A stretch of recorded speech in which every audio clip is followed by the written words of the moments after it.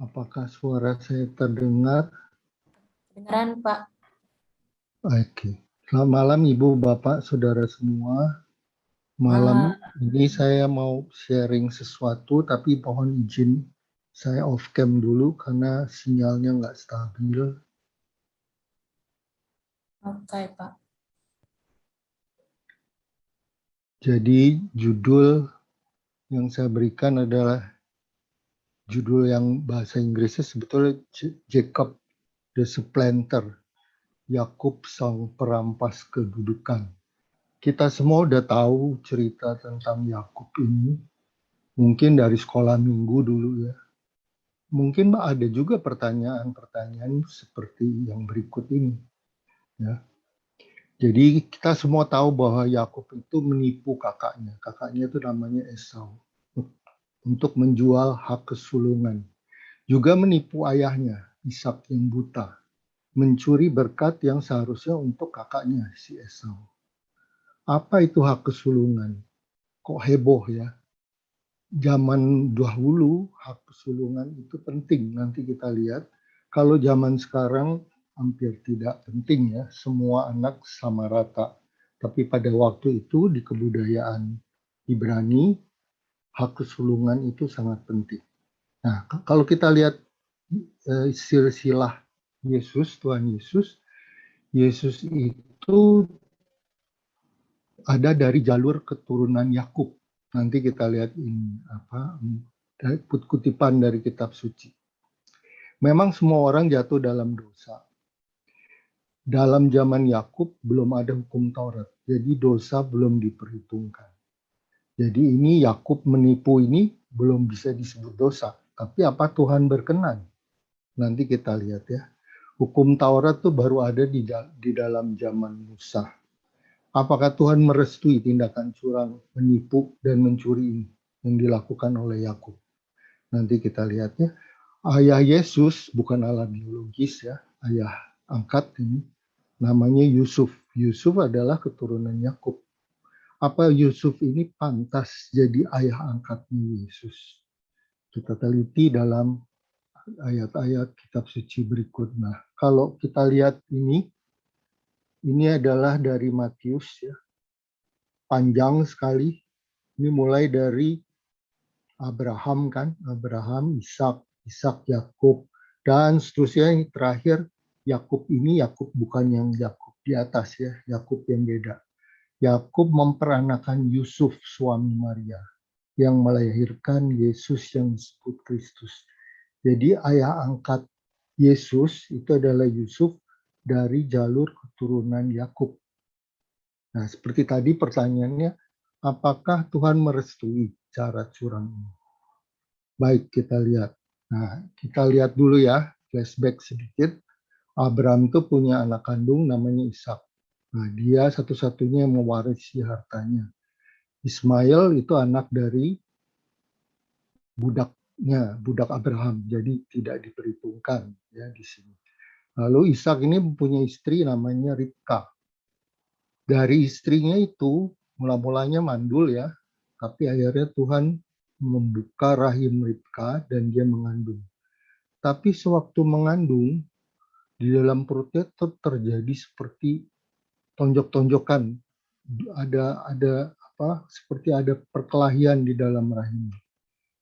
Lalu dia minta petunjuk kepada Tuhan. Lalu Tuhan menjawab, ada dua bangsa dalam kandungan. Ada dua suku bangsa akan berpencar dari dalam rahim. Suku bangsa yang satu lebih kuat dan yang tua akan jadi hamba yang muda.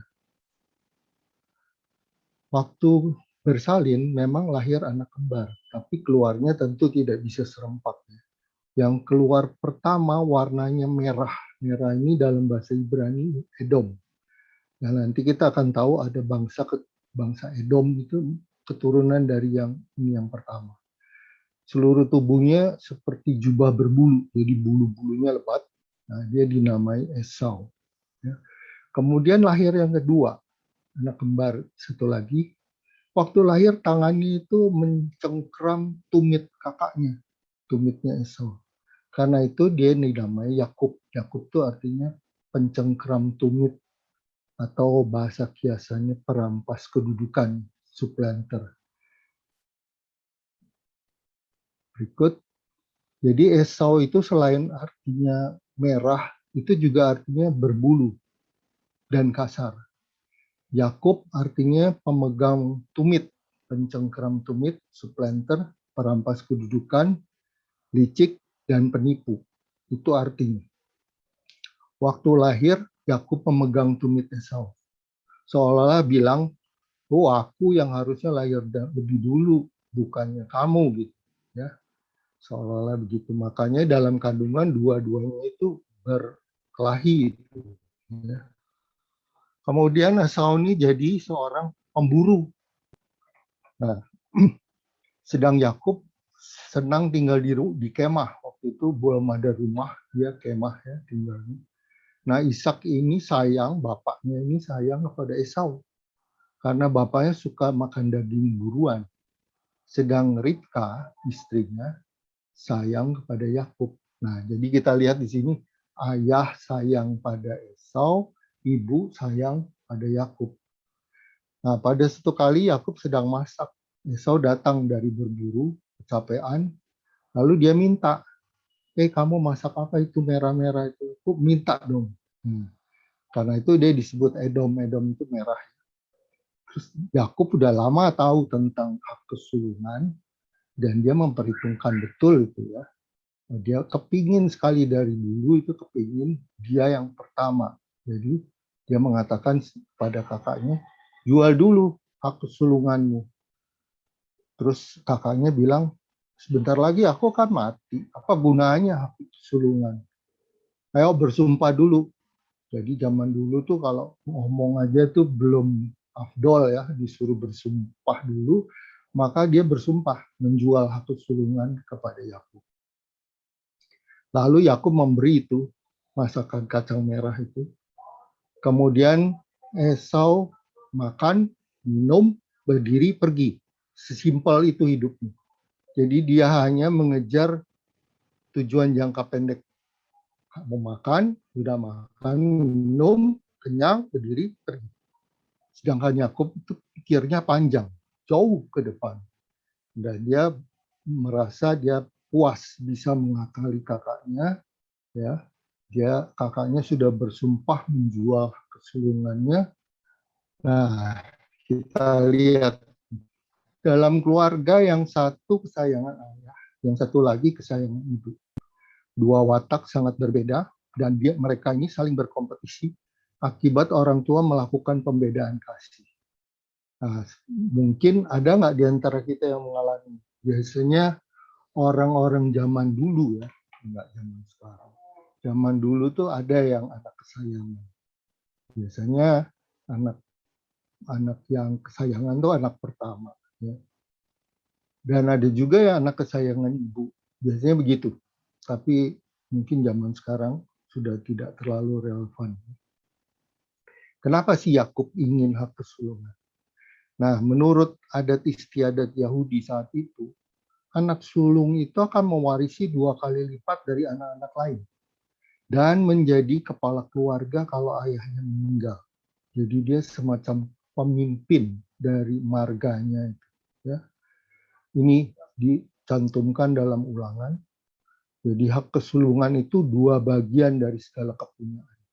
Sebab dialah kegagahan yang pertama-tama. Dia yang mempunyai hak kesulungan. Jadi ini tertulis dalam hukum. Ya. Kemudian Yakub ini memang dari dulu mengincar. Kan? Kalau dia dapat 2/3 dari warisan, sedangkan Esau 1/3, dan dia jadi pemimpin di dalam keluarga, alangkah bangganya. Ya. Tapi Esau ini nggak peduli dengan masa depan. Dia cuma pengejar jangka pendek. Kalau Yakub itu pengejar tujuan jangka panjang. Mana yang baik di antara kedua? Kalau dipikir-pikir, bagus yang pengejar tujuan jangka panjang. Karena kalau tujuan jangka pendek itu, ya kadang-kadang seperti hidup itu tidak punya rencana. Kan? kita sebaiknya merencanakan tujuan jangka panjang, bukan sekedar tujuan jangka pendek. Tapi ada tapinya. Kalau terlalu terobsesi dengan tujuan jangka panjang, itu bisa dua macam. Pertama, menghalalkan segala cara, seperti di sini Yakub tipu aja, ya. Atau yang kedua, dia tidak menghalalkan segala cara, tapi terus tidak tercapai yang diinginkan, lalu stres, lalu sakit jiwa. Seperti banyak terjadi waktu pilkada, ya, semua jor-joran mau menjadi kepala daerah, berapapun harga kampanye itu dibayar, lalu dia tidak jadi kepala daerah. Banyak yang masuk rumah sakit jiwa. Nah, ini akibat mengejar tujuan jangka panjang tapi tidak tercapai. Ya. Kalau yang Yakub ini pengejar tujuan jangka panjang tapi menghalalkan segala cara. Ya.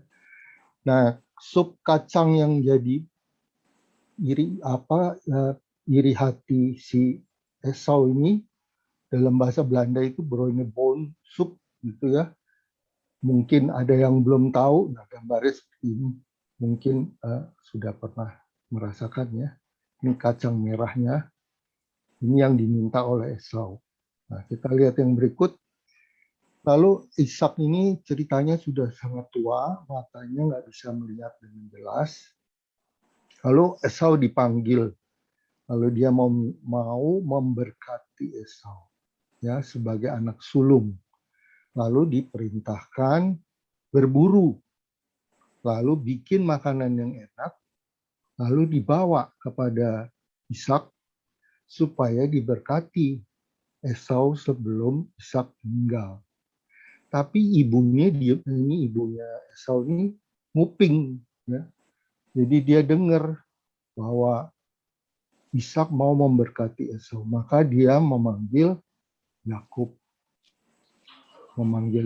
terus ayo cepat ambil itu seekor binatang, lalu nanti aku masak, ya kata ibunya, nanti berikan kepada ayahmu, lalu ayahmu akan memberkati kamu sebelum ia mati. Tapi Yakub teruskan, ini Yakub tuh cukup teliti ya, tapi dia bilang begini, tapi kakakku itu orang yang berbulu badannya, sedang kulit-kulit licin. Jadi dia memang pikir panjang ya, Yakub ini pemikir jangka panjang. Kalau nanti ayah meraba aku, nah dia tahu aku bukannya Esau, dikira aku mau memperolok-olok dia. Dan dengan demikian nanti dia kutuk aku. Bukan berkat yang ku dapat, malah kutuk. Lalu ibunya bilang, udahlah, biar aku yang tanggung kutuknya. Sekarang dengarkan aja, ambil kambing-kambing piaraan, lalu olah, nanti saya akan olah, lalu disuruh bawa makanan itu kepada ayahnya. Nah, ibunya ini cukup juga teliti, ya. Jadi dia ambil pakaiannya Esau, dipakaikan kepada Yakub. Dan bukan cuma itu, karena kulit Yakub itu licin, dipakaikan juga kulit anak domba pada kedua tangan Yakub dan pada lehernya. Maksudnya untuk mengelabui suaminya ya, Ishak itu. Lalu dia berikan makanan itu kepada Yakub. Yakub masuk ke ruangan ayahnya, lalu bilang, ayah, bapak. Bapaknya tanya, siapa kamu? Ya, karena dia nggak bisa melihat dengan jelas. Lalu Yakub bilang, akulah Esau, anak sulungmu. Aku sudah melakukan seperti yang bapak suruh. Ini binatang buruan, sudah aku masak. Tolong bapak berkati aku. Ya, ceritanya begitu. Kok cepat nih katanya Ishak ayahnya pada Yakub ini, tapi dia mengira Esau kan. Kok cepat kamu dapat? Karena Tuhan Allahmu membuat aku mencapai tujuanku. Lihat ya. Jadi dia menghalalkan segala cara. Malah bawa-bawa nama Tuhan. Tuhan yang membuat lancar tujuanku. Nah ini kan kelihatan ya. Dia nggak peduli Pokoknya tujuan jangka panjangnya itu tercapai, apapun jalannya itu ditempuh. Lalu Ishak ini nggak mau salah kan, makanya dia bilang, coba deket sini. Aku mau raba, apakah ini Esau atau bukan? Karena dia udah curiga, suaranya kok beda. Ya. Suara Yakub dan Esau itu tentu beda. Yang satu pemburu, kasar pasti suaranya. Yang satu halus. Maka Yakub mendekati ayahnya, lalu ayahnya meraba. Nah ini ayahnya bilang, kalau suara sih suara Yakub, tapi tangannya tangan Esau. Mulai ragu ini ayahnya ya. Betul tangannya itu berbulu karena sudah di kambing itu. Tapi Ishak kan nggak bisa lihat. Jadi dia kira itu Esau. Tapi dia masih tanya sekali lagi, benarkah engkau ini Esau? Lalu Yakub jawab, ya. Lalu Ishak bilang, coba sini aku makan, nanti aku berkati. Lalu dia makan, dia minum, lalu Ishak masih mencoba lagi ya, meyakinkan diri. Coba datang deket-deket sini. Jadi tadi udah diraba, suara udah didengar, sekarang dia memakai indera perasa dari kulitnya. Coba cium. Lalu hidungnya juga dipakai ya oleh Ishak ini. Waktu dicium ya baunya bau Esau karena pakaiannya pakaian Esau. Lalu waktu mencium bau itu ayahnya bilang begini, nah ini bau padang yang diberkati Tuhan. Allah akan memberikan embun yang dari langit dan tanah-tanah gemuk di bumi, gandum, anggur berlimpah-limpah. Bangsa-bangsa takluk kepadamu, suku-suku bangsa sujud kepadamu, jadi tuan atas saudara-saudaramu, anak-anak ibumu, semua sujud kepadamu. Siapa yang mengutuk engkau, dia terkutuk. Siapa yang memberkati engkau, dia diberkati. Nah, ini berkatnya udah turun. Ya. Setelah selesai, Yakub keluar. Nah, baru aja Yakub keluar, datang kakaknya, Esau. Dia masak makanan yang dari buruan itu. Lalu dia bilang pada ayahnya, Bapak bangun, makan ini yang sudah kusiapkan supaya engkau memberkati aku. Kaget ayahnya. Loh, siapa kamu? Aku anakmu, Esau. Nah, kaget kan Ishak, jadi dia bahasa sudah tertipu. Ya. Siapa dia yang barusan bawa binatang kepadaku? Aku telah memakan semuanya sebelum kau datang dan memberkati dia. Dia tetap orang yang diberkati. Nah, waktu Esau dengar itu dia meraung-raung. Nah, dia minta bapaknya memberkati dia juga. Terus ayahnya bilang, adikmu udah datang duluan dengan tipu daya dan merampas berkat yang sedianya buat kamu. Lalu Esau masih merayu ayahnya, masa cuma itu berkat Bapak? Berkati aku juga dong. Lalu menangis Esau ini. Tapi Ishak nggak bisa memberkati yang sama seperti Yakub karena hak sulungan sudah diambil ya. Maka dia bilang begini, sesungguhnya tempat kediamanmu akan jauh dari tanah-tanah gemuk dan jauh dari embun dari langit. Engkau akan hidup dari pedangmu, menjadi hamba adikmu.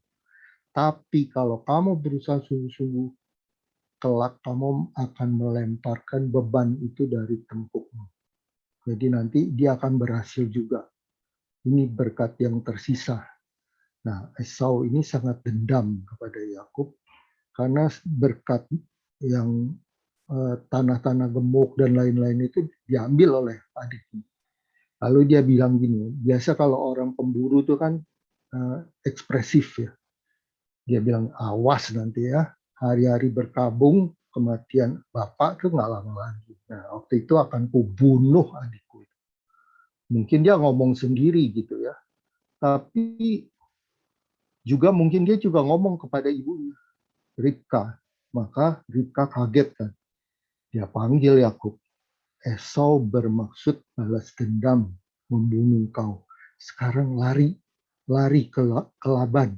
Laban itu saudara ibunya, jadi pamannya si Yakub ini. Di Haran, ya. Tinggal di sana, jangan kembali sampai kemarahan kakakmu itu surut.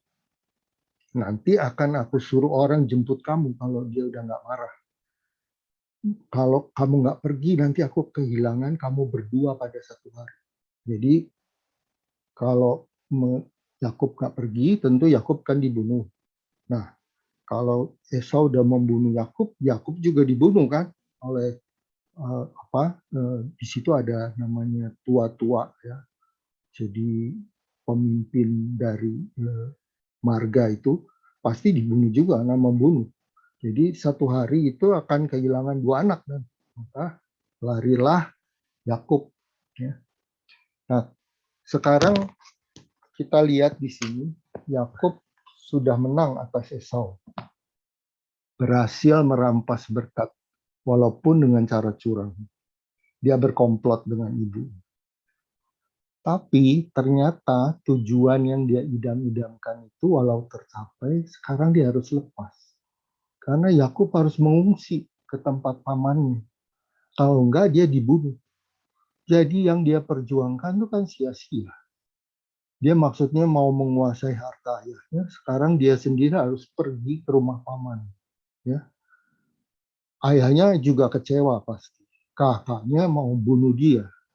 Jadi kelihatan di sini bahwa Yakub sebenarnya sudah mendapat balasan ya atas perbuatan curangnya. Tidak ada damai sejahtera. Dia mengejar tujuan dengan cara yang salah. Nah ini saya ulangi lagi pertanyaan, apakah Tuhan merestui cara curang ini? Yakub beserta ibunya membohongi ayahnya yang sudah tua dan buta. Kita pernah mengetahui dalam Kejadian 8 ayat 22, selama bumi masih ada, tidak akan berhenti-henti musim menabur dan menuai. Ini menabur dan menuai bukan menabur benih dan menuai benih saja, tapi menabur kebaikan dan menuai kebaikan, atau menabur kejahatan, menuai kejahatan juga. Jadi ayat ini dalam, punya arti selain arti harafiah juga punya arti yang lain. Nah, kemudian kita masih ingat Yakub membawa-bawa nama Tuhan. Karena Tuhan Allahmu membuat aku mencapai tujuanku.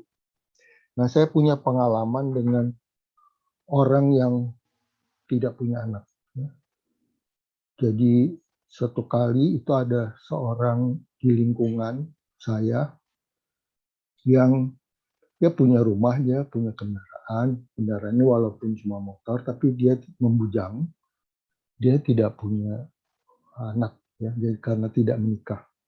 Lalu waktu dia hidup tidak ada yang mau tengok-tengok dia, semua sibuk dengan diri sendiri. Pas dia meninggal, lalu diurus oleh lingkungan. Lalu mulai berdatangan tuh yang mengaku keponakan, yang mengaku keponakan dari sini, keponakan dari situ.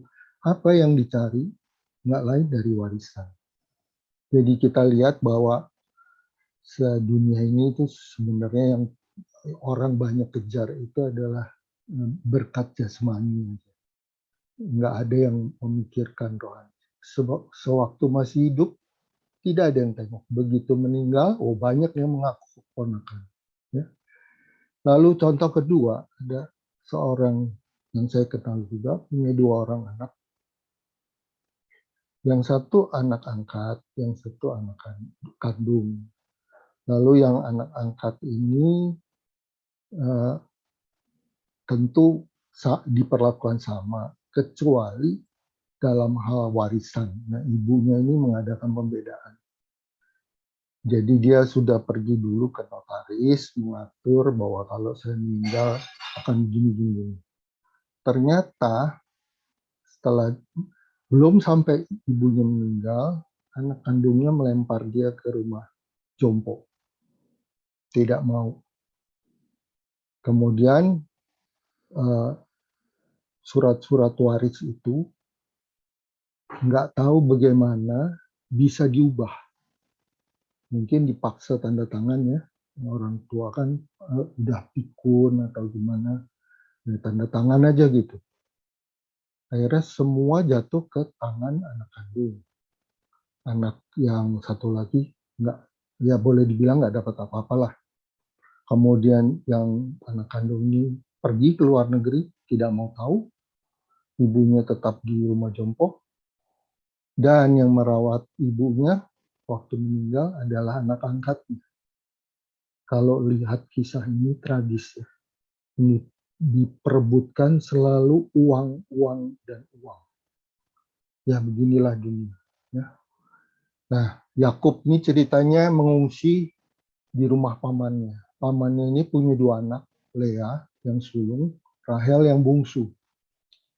Yakub mencintai Rahel yang bungsu.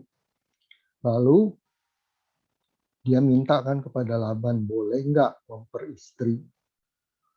Laban mengizinkan, tapi harus kerja dulu 7 tahun. Nah, pada waktu malam pengantin, Lea ini ditukar sama Rahel. Tapi kan nggak tahu kan, orang dulu kalau menikah tuh pakai cadar. Dan baru dibuka setelah upacara selesai. Nah, nggak tahu, maka sudah dinikahkan, pas selesai upacara, baru ketahuan. Loh, itu bukan Rahel yang dia cintai, tapi Lea, anak yang sulung. Nah, diprotes kan, Yakub protes mertua. Mertuanya ya pamannya maksudnya. Loh, aku kan mintanya mintanya Rahel, kenapa Lea yang aku dapat? Terus Laban ini berkilah. Di sini aturannya anak sulung harus menikah dulu, apalagi perempuan. Ya. Nanti anak bungsu akan aku kasih kalau kamu kerja lagi 7 tahun. Nah, kita lihat di sini Yakub sudah ditipu. Jadi si penipu sekarang ditipu oleh pamannya sendiri. Dan pamannya telah 10 kali mengubah upah Yakub. Nah, kalau diubah ini tentu kita tahu ya, kalau orang mengubah upah, tidak mungkin naikkan upah, kan? Pasti turunkan supaya lebih murah, lebih murah, lebih murah. Nah, tapi juga Yakub balas lagi tipuan mertuanya. Dia ambil waktu terakhir, dia minta bagian kan. Setelah kerja 7 tahun plus 7 tahun lagi, maka dia mengawini Rahel yang bungsu. Lalu dia minta pisah dari mertuanya. Mertuanya bilang, ya udah ambil bagianmu. Lalu dia ambil bagian berupa ternak-ternaknya itu, dipilih yang bagus-bagus, yang lemah-lemah ditinggal buat mertua. Nah, ini nipu lagi kan. Jadi habis nipu, ditipu, sekarang menipu lagi. Kita lihat aja ya. Kita lihat penderitaan Yakub sekarang. Si penipu ini ya. Dia 20 tahun bekerja sama pamannya yang sekaligus mertua. Kita lihat penderitaannya. Domba dan kambing tidak pernah keguguran betina. Yang jantan nggak pernah boleh dimakan. Yang diterkam binatang buas, aku harus menggantinya. Yakub harus mengganti. Yang dicuri orang siang atau malam selalu dituntut, diganti. Aku kepanasan waktu siang, kedinginan waktu malam, mataku jauh dari tertidur. Ya nggak bisa tidur kan, kalau menggembala tertidur nanti kambingnya itu atau dombanya dimakan serigala, dimakan singa atau binatang buas lainnya. Jadi bayangkan, kita bisa membayangkan ini Yakub ini setengah mati ya. Siang kepanasan, malam kedinginan, matanya nggak bisa lelap tidur, jaga ternak itu. 20 tahun bekerja, 14 tahun untuk mendapat kedua anak pamannya, dan 10 kali diubah upahnya, diturun-turunkan upahnya. Jadi ternyata nggak enak nih kerja dengan mertua. Ya, ini kenyataan memang. Nah, Ribka, ibunya Yakub juga pasti menderita. Zaman itu belum ada handphone, nggak bisa telepon-teleponan. Jadi kabar pun nggak bisa, karena jauh jaraknya. Dan tidak ada komunikasi, kan? Sarana komunikasi nggak ada. Kalau mau ya jalan kaki. Nggak jelas. Nah, ini kan kita lihat di sini ada hukum tabur tuai.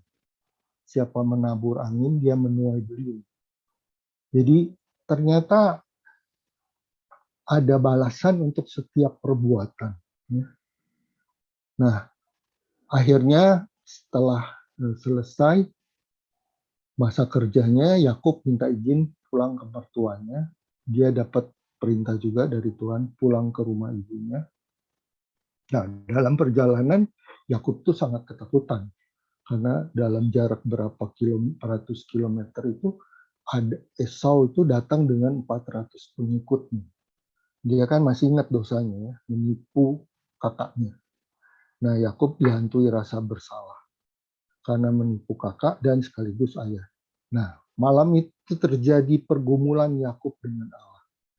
Ini ibu, bapak, saudara bisa baca. Jadi waktu malam Yakub seorang diri. Jadi biasanya waktu malam itu suara Tuhan itu kedengeran.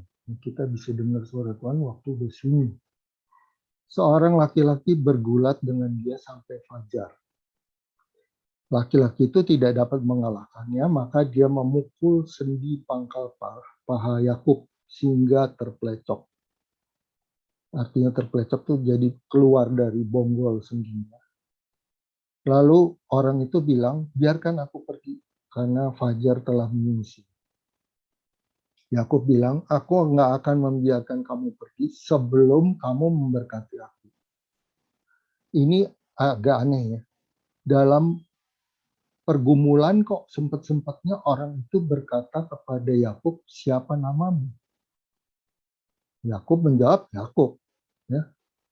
Namamu tidak akan lagi disebut Yakub, tapi Israel, berkemenangan bersama Tuhan. Itu artinya. Ya.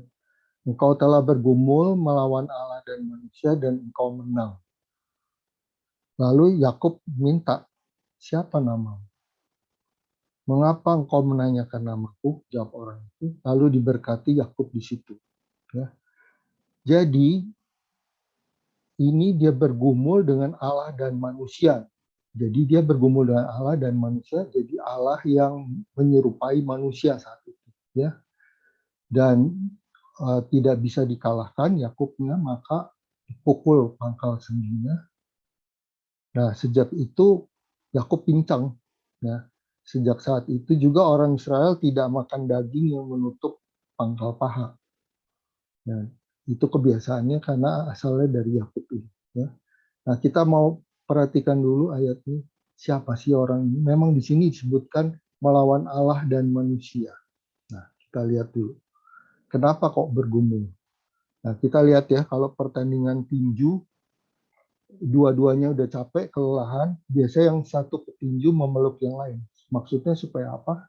Supaya nggak bisa dipukul. Kalau udah dipeluk, bagaimana mau mukul kan nggak bisa. Ya. Nah, ini taktik yang dipakai oleh Yakub. Kemudian pergumulan Yakub dengan Allah ini adalah pergumulan manusia dengan Tuhan kalau manusia itu melakukan kesalahan. Jadi itu sebetulnya Yakub merasa bersalah dan dia bergumul dengan Tuhan malam itu. Dan pertanyaan tadi Tuhan menguji Yakub dengan menanyakan namanya itu sebenarnya Tuhan mau menguji kejujuran Yakub. Karena Yakub kan pernah bilang waktu sama ayahnya, siapa engkau? Esau. Jadi dia menyamar sebagai Esau. Nah sekarang Tuhan yang tanya langsung kepada Yakub, siapa namamu? Maksud Tuhan, apakah engkau si perampas kedudukan, si penipu yang licik? Sesuai dengan namanya Yakub. Dan di sini Yakub jujur. Saya Yakub. Nah, karena ini kejujuran Yakub ini, maka Tuhan menganggap dia menang. Dan memang Yakub mengakui dia telah merampas kedudukan, telah licik dan menipu. Ya. Jadi di sini Yakub mengakui bahwa dia bersalah. Dia merampas, dia menipu. Ya. Ini yang digambarkan dengan pergumulan itu. Dan Tuhan memberi tanda pada pangkal pahanya. Sejak itu dia pincang. Ya. Nah ini sama seperti waktu cerita Petrus menyangkal Yesus 3 kali. Waktu Yesus bangkit, Petrus juga ditanya 3 kali. Apa engkau mengasihi aku? Sampai 3 kali, sampai Petrusnya sedih. Ya karena dia 3 kali menyangkal, ditanya juga 3 kali. Apakah engkau mengasihi aku? Nah ini sama. Yakub ditanya oleh ayahnya, siapa engkau? Jawabnya Esau. Sekarang Tuhan yang tanya, siapa nama? Nah, dia ngaku, Yakub, artinya si penipu, si perampas kedudukan. Nah, setelah Yakub bertemu dengan Esau, apa yang diperbuat? Yakub merendahkan diri, bersujud kepada Esau, juga istri dan anak-anaknya bersujud kepada Esau 7 kali. Lalu Yakub memberikan persembahan yang banyak kepada Esau. Esau mula-mula menolak karena dia sudah punya harta banyak, ya. Karena waktu Yakub pergi itu dia menguasai semua kan di rumahnya. Tapi Yakub memaksa Esau untuk menerima persembahan. Akhirnya happy ending, keduanya berdamai. Jadi di sini kita tarik pelajaran bahwa kesalahan dosa memang dapat diampuni, tapi akibat dari dosa atau kesalahan itu harus dibayar. Ada harga yang harus ditebus. Yakub mengalami banyak penderitaan. Bayangkan siang kepanasan, malam kedinginan. Kalau ada yang mati ternaknya dia suruh ganti. Ada yang terkam binatang buas dia ganti. Upahnya diturunin 10 kali. Ya. Dan ya Tuhan memberi tanda saat pertobatan Yakub. Kakinya pincang. Ya. Dan Yakub diganti namanya jadi Israel. Nah, sebetulnya Tuhan ini menyiapkan hati Yakub untuk jujur karena Tuhan mau membuat keturunan Yakub menjadi bangsa yang besar seperti janji kepada Abraham. Nanti keturunan Abraham akan seperti bintang di langit banyaknya. Dan ini tidak akan terwujud kalau Yakub berbohong. Ya, makanya Tuhan menguji dulu siapa nama. Dia mengaku Yakub, si penipu, si perampas kedudukan. Nah, itulah titik tolak. Tuhan tahu bahwa dia merendahkan diri, mengakui kesalahan, maka sejak saat itu berkat rohani mengiringi dia. Jadi pertama yang harus dikejar itu adalah berkat rohani dulu, berkat jasmani mengikuti. Jadi kalau udah jujur, itu pasti bertobat kan, jujur bertobat. Nah, dengan sendirinya berkat jasmani ikut. Makanya ada ayat kan bilang bahwa carilah dahulu kerajaan Allah dan kebenarannya, nanti semuanya akan ditambahkan kepadamu. Jadi kita sebaiknya jangan mengejar yang berkat jasmani, rohani didahulukan. Nah, kesimpulan dari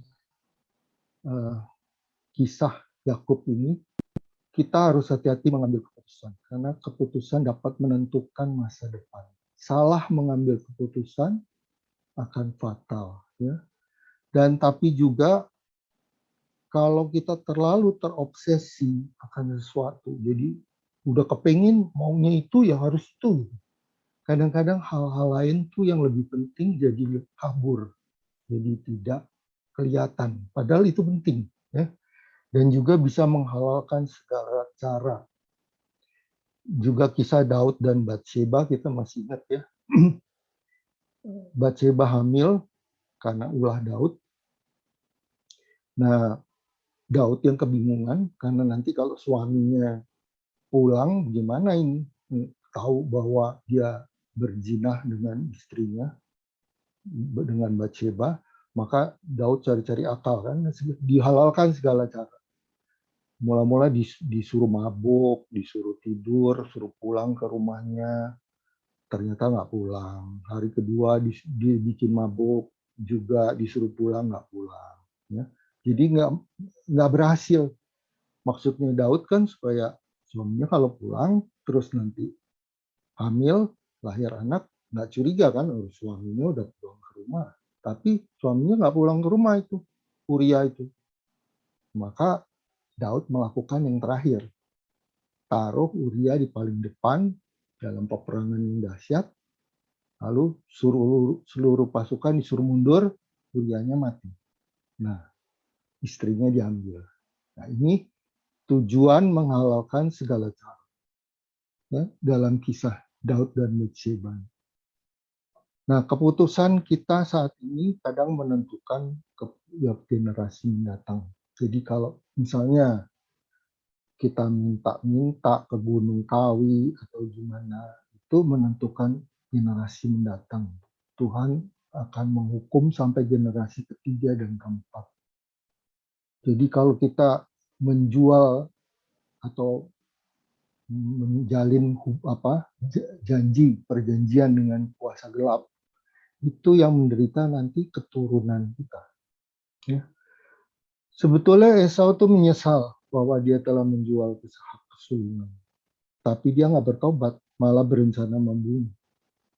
Yakub mengaku salah, bertobat, merendahkan diri, memberi persembahan silih dosa kepada Esau, maka ini yang Tuhan pandang sebagai yang benar, bukan kakaknya. Walaupun kakaknya punya hak kesulungan, tapi pertobatannya nggak ada. Jadi ini sesuai dengan di Injil Yohanes, setiap orang yang membenci saudaranya, dia adalah pembunuh karakter maksudnya. Karakternya dibunuh. Jadi ini makanya Tuhan merestui Yakub setelah dia bertobat. Jadi Yesus lahir dari keturunan Yakub, walaupun cuma ayah angkat Yusuf, anak ayah angkat dari keturunan Yakub, dan dia bukan dari keturunan Esau. Nanti saat kita meninggal, Tuhan nggak akan hanya bertanya, apa aja sih yang kamu capai di dunia? Itu benar ya. Talenta yang aku berikan 5 jadi berapa? 10 jadi berapa? Tapi dia juga akan tanya, bagaimana kamu mencapai semuanya itu? Karena Tuhan mencintai keadilan dan membenci orang-orang yang melanggar perintahnya. Jadi tidak akan hanya ditanya apa yang dicapai, tapi juga akan ditanya bagaimana mencapai itu. Berikutnya, nah ini, jadi bukan semua yang berseru Tuhan masuk ke dalam kerajaan Allah, tapi dia yang melakukan kehendak Bapa. Apa gunanya orang memperoleh seluruh dunia, tapi membinasakan atau merugikan dirinya sendiri? Ini yang tadi saya kutip juga, carilah dahulu kerajaan Allah dan kebenarannya, maka yang lain akan ditambahkan kepadamu. Aku mengutus kamu seperti domba di tengah serigala. Kamu hendaknya cerdik seperti ular, tulus seperti merpati. Cerdik seperti ular artinya tidak gampang ditipu orang. Tapi tulus seperti merpati artinya tidak menipu orang. Kalau cuma cerdik seperti ular, wah itu bisa nipu-nipu orang. Tapi itu kan juga pakai ayat ini. Tulus seperti merpati. Kita juga tidak boleh menipu orang. Nah, Tuhan sering memperkenalkan diri sebagai Allah Abraham, Allah Ishak, Allah Yakub. Kenapa bukan Allah Abraham, Allah Ishak, Allah Israel? Selalu dipakainya ini, Allah Abraham, Allah Ishak, Allah Yakub. Karena Tuhan ini adalah sayang kepada orang-orang yang berdosa. Makanya dia selalu memperkenalkan Allah Yakub, walaupun Yakub sudah diubah namanya jadi Allah Israel. Ya, saya kira ini yang saya bisa bagikan pada ibu, bapak, saudara.